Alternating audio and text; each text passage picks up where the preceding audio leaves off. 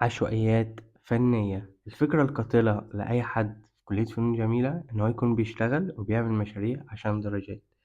هي على فكرة دي حاجة حلوة، بس مينفعش تكون بتعمل مشاريعك عشان تاخد درجة.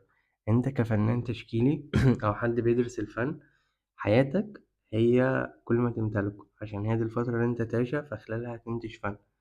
فحياتك أغلى من أي درجات في الدنيا. الدرجات دي شيء ملوش لازمة.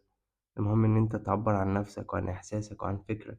أنت بتدرس الأكاديمي عشان تتعلمه مش عشان تتحبس فيه.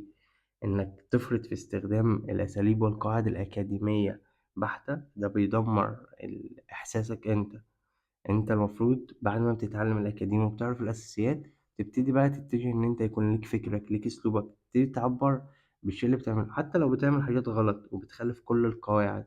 مش مهم، طالما هي طالعة منك ونابعة من جواك فهو شيء صادق.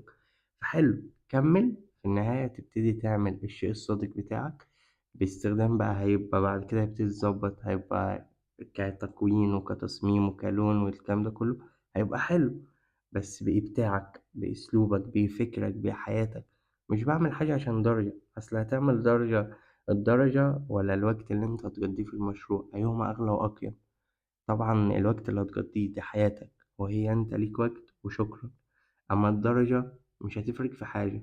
محدش هيقول واو ده كان طالب وكان بيجيب امتياز في المشاريع، لأ، هو هيتقال إن هو ترك لوحات فنية كويسة.